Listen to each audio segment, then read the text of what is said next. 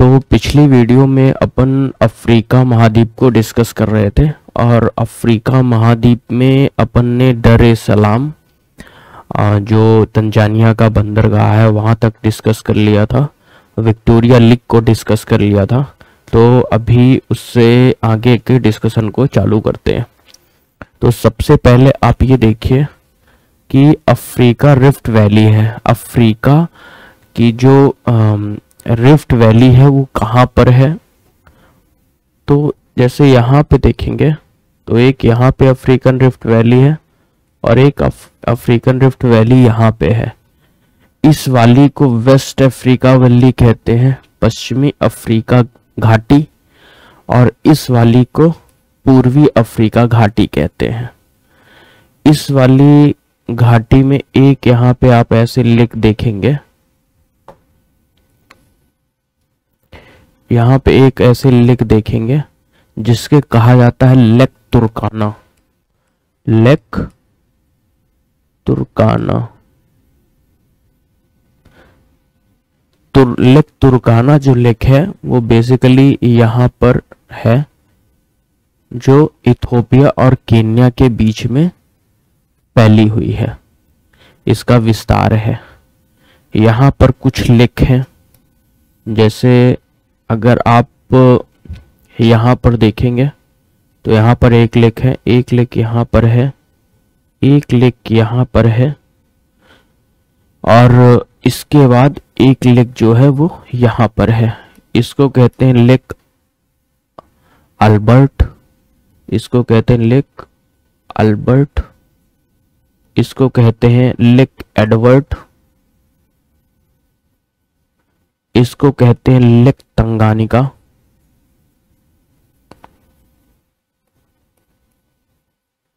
इसको कहते हैं लेक न्यासा और मालावी। यहां पर आप देख सकते हैं कि ये जो लेक तंगानिका लेक है वो अफ्रीका रिफ्ट वैली की ही नहीं बल्कि विश्व की दूसरी सबसे गहरी लेक है। पहली बैकाल है जिसको अपन देखेंगे जब अपन यूरोप और फिर एशिया करेंगे। तो इसको ये देखिए कि इसका जो विस्तार है वो किन किन देशों पर है। इसका विस्तार बुरुंडी पे है, तंजानिया पे है, जाम्बिया पे है और डेमोक्रेटिक रिपब्लिक ऑफ कॉन्गो पर है। देश और उसकी राजधानियों को अपन पहले ही वीडियो में डिस्कस कर चुके थे, तो इनकी अवस्थिति आप आसानी से समझ सकते हैं। उसके बाद आप देखिए कि यहाँ पे लेक न्यासा है। लेक न्यासा का जो विस्तार है वो है तंजानिया पर, मोजाम्बिक के ऊपर और मालावी पर।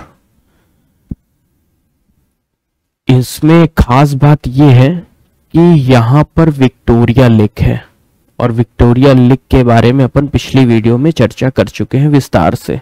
यहाँ पर ध्यान देने योग्य बात यह है कि ये पूर्वी अफ्रीका घाटी है, ये पश्चिमी अफ्रीका घाटी है। तो ये लेक और ये जो लेक है, झीलें हैं, वो रिफ्ट वैली पर अवस्थित हैं, यानी घाटी पर अवस्थित हैं। लेकिन जो विक्टोरिया लेक है वो रिफ्ट वैली पर अवस्थित नहीं है। तो ये क्वेश्चन आपके एग्जाम में पूछा जा सकता है कि विक्टोरिया लेक की जो अवस्थिति है वो अफ्रीकन रिफ्ट वैली पर है या नहीं है। और ये भी पूछा जा सकता है कि किन किन झीलों की अवस्थिति अफ्रीकन रिफ्ट वैली पर है, तो इसको ध्यान में रखिएगा। इसके बाद अपन देखते हैं जाम्बेजी रिवर को। तो बेसिकली जाम्बेजी रिवर जो है यहाँ पर कटंगा प्लेटाऊ है और यहाँ पे बी प्लेटाऊ है। तो जाम्बेजी रिवर जो है बेसिकली वो कटंगा प्लेटाऊ से निकलते हुए जाम्बिया और जिम्बाब्वे के मध्य भौतिक सीमा बनाती है और उसके बाद ये मोजाम्बिक चैनल पर जाकर मिल जाती है। मोजाम्बिक चैनल और अफ्रीका के जो तटीय क्षेत्र हैं उनको अपन पहली वीडियो में डिस्कस कर चुके हैं। तो जाम्बेजी रिवर से संबंधित खास बात देख लेते हैं। तो अगर यहाँ पर कटंगा प्लेटाऊ है, यहाँ पर बी प्लेटाऊ है, तो जाम्बेजी रिवर मुख्यतः कटंगा प्लेटाऊ से निकलती है और यहाँ पर मोजाम्बिक के ऊपर जाके मिल जाती है। तो ये अगर कटंगा प्लेटाऊ है, कटंगा प्लेटाऊ, ये बी प्लेटाऊ है, जाम्बेजी रिवर यहां से निकलती है और जाम्बेजी रिवर की कुछ सहायक नदियां बी प्लेटाऊ से निकलती है, जिनमें सबसे पहले यहां से जो पहली सहायक नदी निकलती है उसको कहते हैं क्वांगो। जो दूसरी सहायक नदी निकलती है उसको कहते हैं क्वितो। जो तीसरी सहायक नदी निकलती है उसको कहते हैं क्वांदो। और फिर ये अंततः यहाँ पर जाकर जाम्बेजी रिवर से मिल जाती हैं। यहाँ पर ये देखने योग्य बात है कि यहाँ पर जाम्बेजी रिवर एक जलप्रपात का निर्माण करती है जिसको कहते हैं Victoria waterfall. Victoria waterfall basically Africa Victoria waterfall basically Africa का सबसे बड़ा जलप्रपात है। इसके बाद आप यहाँ पे देखेंगे तो एक झील का निर्माण होता है जिसको कहते हैं करीबा लेक। करीबा लेक, करीबा लेक के जलाशय के द्वारा ही एक डैम का निर्माण किया गया है जिसको कहते हैं करीबा डैम, करीबा बांध। बेसिकली करीबा जो झील है उसके जलाशय का उपयोग करीबा बांध में किया जाता है। तो ये अपन ने डिस्कस किया जाम्बेजी रिवर के बारे में। और बेसिकली आप ये याद रखिएगा कि जाम्बेजी रिवर जिम्बाब्वे और जाम्बिया के बीच भौतिक सीमा का निर्माण करती है। अब अपन डिस्कस कर लेते हैं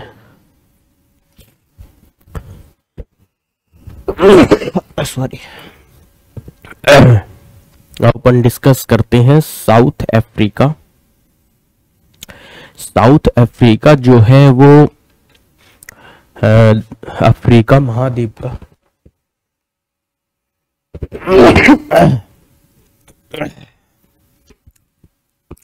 साउथ अफ्रीका जो है अफ्रीका महाद्वीप का बहुत ही महत्वपूर्ण देश है। इसमें जो उद्योगों का विकास हुआ है वो सर्वाधिक हुआ है और इसको एक एक करके अपन डिस्कस कर लेते हैं। तो यहाँ आप सबसे पहले ये देखिए कि यहाँ पर एक माउंटेन सिस्टम है जिसको कहा जाता है ड्रैकेंसबर्ग और यहाँ पर एक माउंटेन है जिसको कहा जाता है स्वार्टबर्ग। इसको कहा जाता है स्वार्टबर्ग। इस माउंटेन को कहा जाता है ड्रैकेंसबर्ग। ड्रैकेंसबर्ग। यहां पर एक माउंटेन है जिसको कहा जाता है हाईवेल्ड। हाईवेल्ड माउंटेन से एक नदी का उद्गम होता है जिसको कहते हैं लिम्पोपो। इस नदी को कहते हैं लिम्पोपो। लिम्पोपो बेसिकली हाईवेल्ड माउंटेन से इसका उद्गम होने के बाद यहां पर आप देखेंगे तो मकर रेखा गुजरी हुई है और मकर रेखा को लिम्पोपो जो नदी है वो 2 बार क्रॉस करती है। दूसरा आप देखेंगे कि ड्रैकेंसबर्ग से एक नदी का उद्गम होता है जिसको कहते हैं ऑरेंज रिवर। इसको कहते हैं orange river. Orange river, orange river basically आप अगर आप ध्यान से देखेंगे तो ऑरेंज रिवर जो है वो नामीबिया और दक्षिण अफ्रीका के मध्य भौतिक सीमा बनाती है और इसमें एक यहाँ पर आप देखेंगे कि वाटरफॉल भी है जिसको कहते हैं अग्राबिस फॉल। अग्राबिस वाटरफॉल। तो उम्मीद है कि आप यहाँ पर जो इसका भौतिक भूगोल है वो समझ गए होंगे। अब अपन डिस्कस करेंगे कि साउथ अफ्रीका की जो इम्पोर्टेंट सिटी है उनकी क्या खास बातें हैं। तो सबसे पहले आप यहाँ पे ये देखिए कि यहाँ पे प्रिटोरिया है। प्रिटोरिया जो है वो बेसिकली साउथ अफ्रीका की राजधानी है और प्रिटोरिया को एडमिनिस्ट्रेटिव कैपिटल कहते हैं, मतलब कि प्रशासनिक राजधानी भी साउथ प्रिटोरिया को कहते हैं। उसके बाद आप यहाँ पर देखेंगे कि जोहान्सबर्ग है। जोहान्सबर्ग में बेसिकली सोने की खदानें हैं, सोने का भंडार है और सोने के स्वर्ण के उत्पादन के दृष्टिकोण से जो जोहान्सबर्ग है वो काफी महत्वपूर्ण शहर है। उसके बाद जोहान्सबर्ग के ही नीचे आप ये देखेंगे कि यहाँ पर किम्बरले है। किम्बरले बेसिकली किम्बरले में विश्व में सर्वाधिक और सर्वाधिक उच्च क्वालिटी का जो डायमंड है, हीरा है, उसकी खदान है और ये हीरे के उत्पादन के दृष्टिकोण से काफी महत्वपूर्ण है। दूसरा, किम्बरले किम्बरले के बारे में ये याद रखिए कि ये अर्थ का एक ऐसा क्षेत्र है जहां पर सबसे गहरा मानव निर्मित होल किया गया है। किम्बरले के बाद आप यहाँ पे देखेंगे कि ब्लोम फाउंटेन है। ब्लोम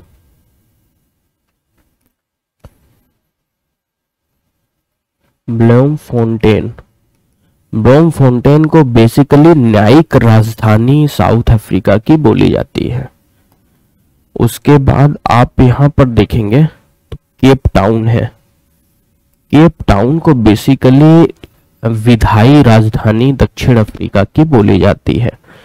दक्षिण अफ्रीका का ये जो भाग है ये बेसिकली मेडिटेरियन क्लाइमेट से संबंधित है, यानी भूमध्य सागरीय क्षेत्र से संबंधित है और भूमध्य सागरीय क्षेत्र होने के कारण यहाँ पर रसदार फलों का उत्पादन होता है और रसदार फलों का उत्पादन वृहद मात्रा में होने के कारण यहाँ खाद्य प्रसंस्करण उद्योग और ब्रेवरीज इंडस्ट्रीज का विकास हुआ है। ब्रेवरीज इंडस्ट्री मतलब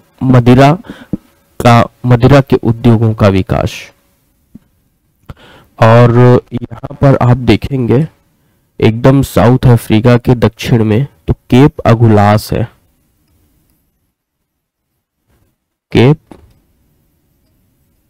अगुलास बेसिकली दक्षिणतम जो अफ्रीका महाद्वीप है उसका एक क्षेत्र है जो साउथ दक्षिण अफ्रीका में अवस्थित है। तो उम्मीद है इतना आप समझ गए होंगे। यहाँ पर ऑरेंज रिवर को अपन ने डिस्कस कर ही दिया है। इसके बाद आप ये देखिए कि नामीबिया की जो राजधानी है वो विंडहोक है, लेकिन ठंड के समय में यहाँ पर आप देखेंगे कि एक सिटी है नामीबिया की जिसको कहते हैं स्वापकोंड।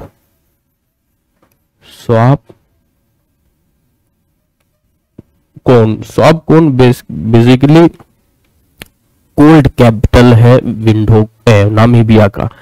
और नामीबिया और साउथ अफ्रीका दो ऐसे देश हैं जो भारत के प्रोजेक्ट चीता से संबंधित देश हैं। यहीं से मेल और फीमेल चीता को भारत में इंपोर्ट किया गया था। उसके बाद आप देखेंगे कि अंगोला और नामीबिया के बीच में यहाँ पर एक रिवर है जिसको कहते हैं quinine river. Quinine river basically यहाँ पर जैसा कि हमने अभी डिस्कस किया था, यहाँ पर बी प्लेटाउ है और बी प्लेटाउ से क्विनाइन रिवर का उद्गम होने के पश्चात ये अंगोला और नामीबिया के बीच में भौतिक सीमा का निर्माण करती है। उसके बाद आप यहां पर देखेंगे, यहां पर एक कालाहारी डिजर्ट है, कालाहारी डिजर्ट है। यहां पर आप देखेंगे तो आपको नामिब डिजर्ट मिलेगा, नामिब डिजर्ट। अंगोला में आप इसकी राजधानी लुआंडा के नीचे देखेंगे तो आपको एक शहर दिखेगा जिसको कहते हैं बेंगुला। बेसिकली बेंगुला जो है वो वेस्ट जंक्शन है तंजारा रेलवे का, और ये जो तंजारा रेलवे है ये बेंगुला से डर ए सलाम तक चलती है, यहां से यहां जाती है। तो दर ए सलाम जो हुआ वो तंजारा रेलवे का पूर्वी जंक्शन है, और बेंगुला जो है, जो कि अंगोला का एक शहर है, वो तंजारा रेलवे का पश्चिमी जंक्शन हुआ। अब यहाँ पर कालाहारी डिजर्ट है अगर, तो यहाँ पर आप देखेंगे कि आपको एक प्लेटाउ मिलेगा, जैसा कि अपन ने चर्चा किया था कटंगा प्लेटाउ। यहाँ ये है कटंगा प्लेटाउ, प्लेटाउ। यहाँ पर है बी प्लेटाउ, और यहाँ पर जो आप देखेंगे तो यहाँ पर एक माउंटेन सिस्टम है जिसको कहते हैं मितुम्बी माउंटेन। मितुम्बी माउंटेन से बेसिकली एक नदी का उद्गम होता है जिसे कहते हैं कोंगो। ये अफ्रीका महाद्वीप की बहुत ही महत्वपूर्ण नदी है, इसको एक और नाम से पुकारते हैं जिसको कहते हैं जायरे, और इसकी एक महत्वपूर्ण सहायक नदी है जो कटंगा प्लेट हाउस से होके निकलती है जिसको कहते हैं कशाई। कंगो जायरे बेसिकली मितुम्बो माउंटेन से निकलती है, और ये जो कटंगा प्लेटाउ का ये रीजन आप देख रहे हैं, ये कॉपर के भंडार के दृष्टिकोण से और हीरे के भंडार के दृष्टिकोण से महत्वपूर्ण है। कटंगा प्लेटाउ में आप यहाँ पर एक शहर देखेंगे जिसको कहा जाता है लुबुम्बाशी। लुबुम्बाशी में बेसिकली कॉपर का सर्वाधिक संकेंद्रण है। तो ये जो कॉन्गो रिवर बेसिन है, कॉन्गो रिवर बेसिन में एक जनजाति पाई जाती है जिसको कहते हैं पिग्मी जनजाति। पिग्मी जनजाति बेसिकली वर्ल्ड की सबसे कम हाइट वाली जनजाति होती है जो इसी क्षेत्र में निवास करती है, कॉन्गो रिवर के बेसिन एरिया में। कॉन्गो रिवर के बारे में ये खास बात ये है कि कॉन्गो रिवर जो है वो अफ्रीका की एक ऐसी नदी है जो अपने साथ सर्वाधिक जल की मात्रा को प्रवाहित करती है। आप ध्यान से देखेंगे तो यहां से भूमध्य रेखा निकलती है, और अगर ये भूमध्य रेखा है तो आप ये देखेंगे कि कॉन्गो रिवर एक बार यहाँ पे और एक यहाँ पे जो भूमध्य रेखा है उसको काट रही है। तो आप ये कह सकते हैं कि कॉन्गो रिवर जो है वो भूमध्य रेखा को 2 बार काटती है। इसके बाद आप ये देखिए कि जो कॉन्गो रिवर है वो डेमोक्रेटिक रिपब्लिक ऑफ कॉन्गो और रिपब्लिक ऑफ द कॉन्गो के मध्य भौतिक सीमा का भी निर्माण करती है, और इसके दोनों तरफ यानी दाएं तरफ ब्राजीवली अवस्थित है शहर जो रिपब्लिक ऑफ द कॉन्गो की राजधानी है, और बाईं तरफ किंशासा अवस्थित है जो democratic Republic of the Congo की राजधानी है। तो कॉन्गो रिवर को अपन ने देख लिया है, और अब चलते हैं इससे उत्तर की ओर।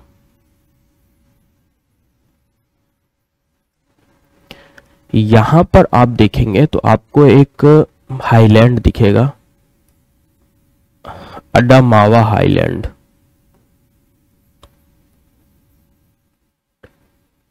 मावा हाईलैंड।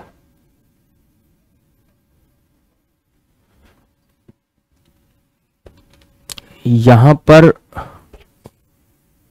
आप देखेंगे तो एक पर्वतीय क्षेत्र अवस्थित है जिसको कहते हैं माउंट कैमरून।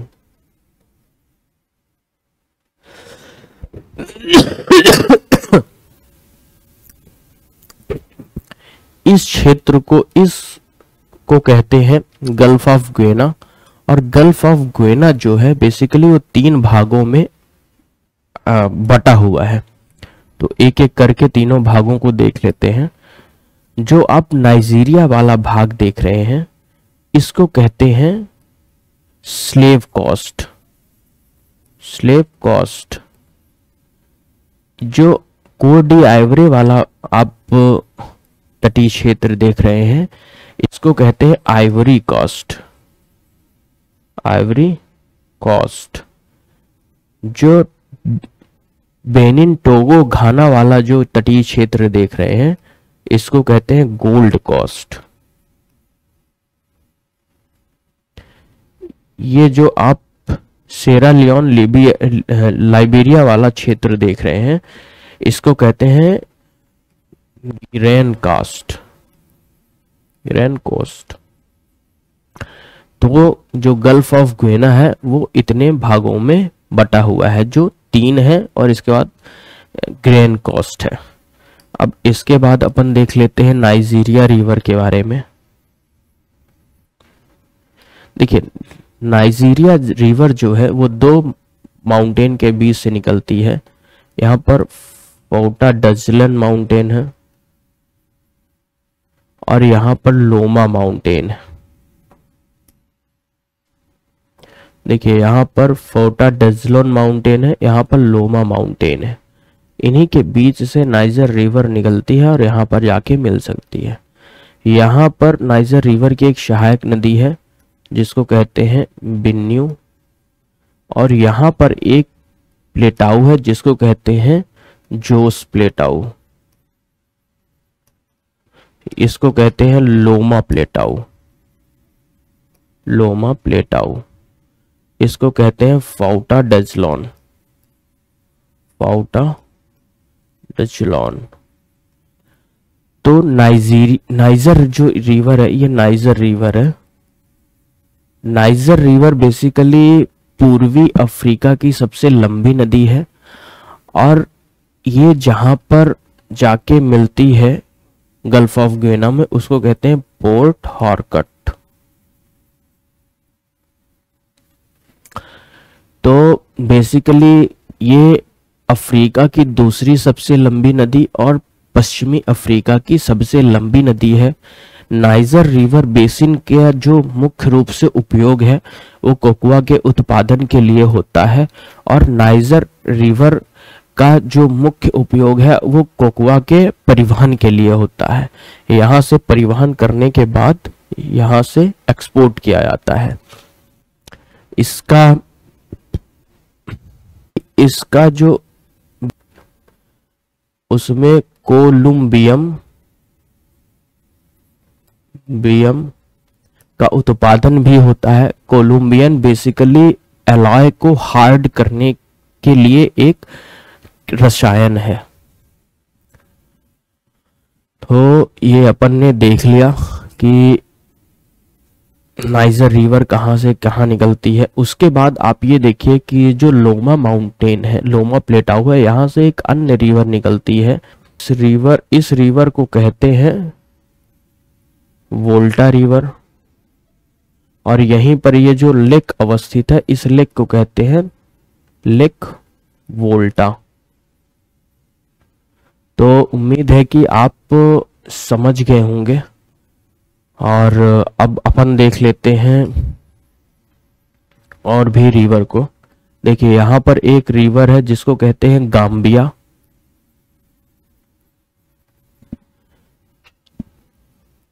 देखिए यहाँ पर ये गाम्बिया रिवर निकल रही है और ये सेनेगल और गाम्बिया के बीच में सीमा बनाती है। इसके बाद आप यहाँ पे देखेंगे एक सेनेगल रिवर है, सेनेगल रिवर जो है वो सेनेगल और मॉरिटानिया के बीच में सीमा बनाती है। इसके बाद अफ्रीका का मोस्ट इम्पोर्टेंट जो क्षेत्र है वो देख लेते हैं। यहाँ पर सहारा डिजर्ट है।